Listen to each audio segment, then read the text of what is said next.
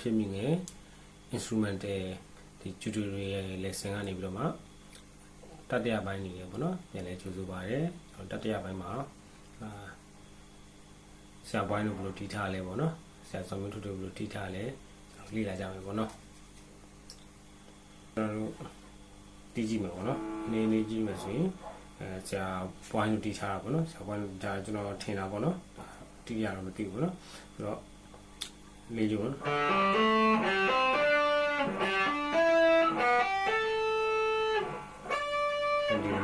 တော့၄ကျိုးလွတ်ကျိုးကနေစမှာနော်လွတ်ကျိုး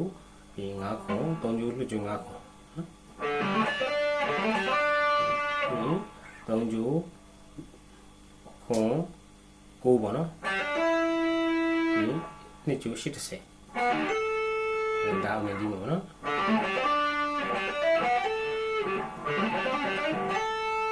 ဒီလိုမျိုးလေးတော့လည်းနော်ပြီး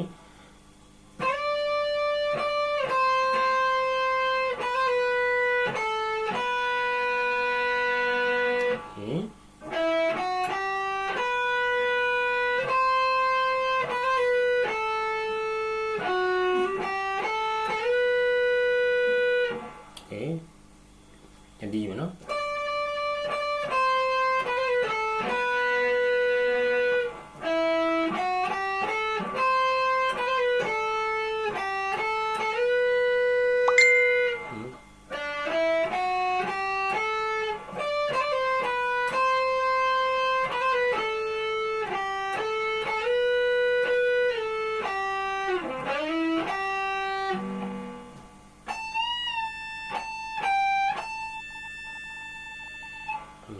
နိုင်မှာပေါ့နော်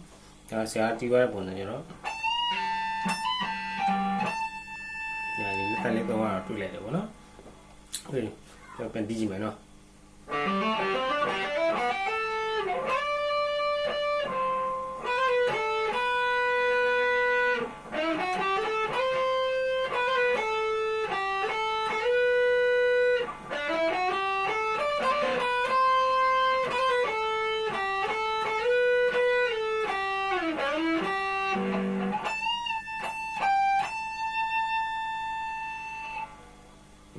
ဒါလေးပေါ့နော်ဒါပြီးရင်တော့ခုနကလေး music တစ်ခုပြန်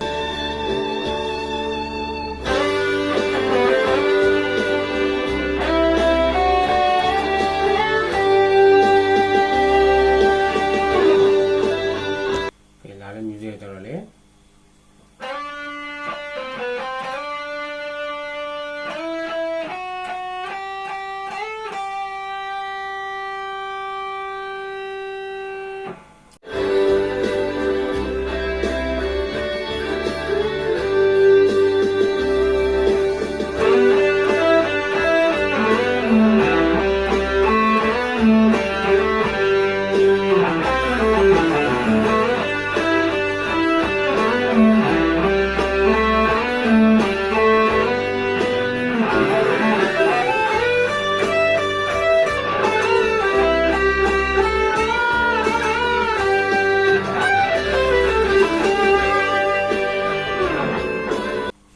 ကျွန်တော်ဆရာဆုံးမျိုးထုတ်တီးထားတဲ့အပိုက်လေးကိုပြန်လေ့လာကြည့်မယ်နော်လေ့လာကြည့်မယ်ဆိုရင်သူကဒီပေါ်နားလေးမှာပဲ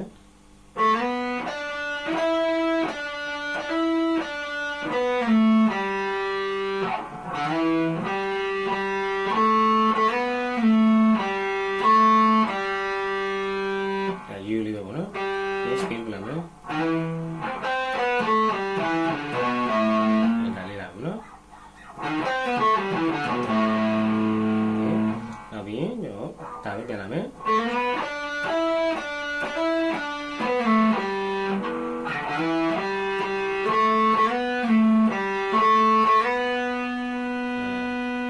ပြီးရှေ့မှာဆရာပိုင်းတီးခဲ့တဲ့ပုံစံမျိုးလေးပေါ့နော်လွတ်ကျူတီးသွားတဲ့ပုံစံမျိုးလေး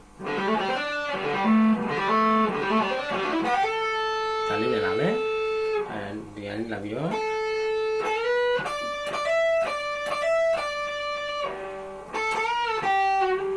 အဲ့လိုနော်နှစ်ချက်တောင်းတဲ့ပုံစံလေးโอเคပြန်ကြည့်မယ်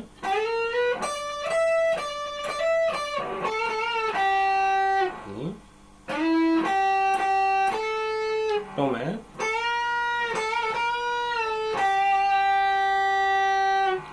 ပြီးရင်ဒါအမြန်တီးသွားတာပေါ့နော်ဟော14ခွဲနဲ့14 15အောင်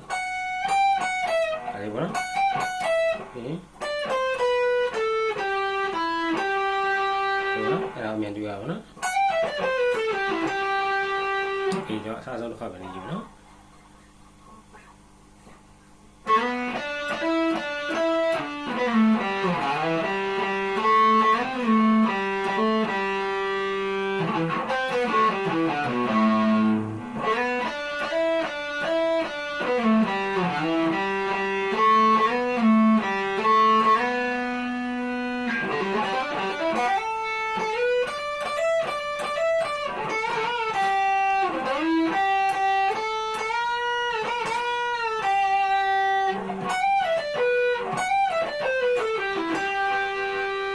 ဒါလေးပဲပေါ့နော်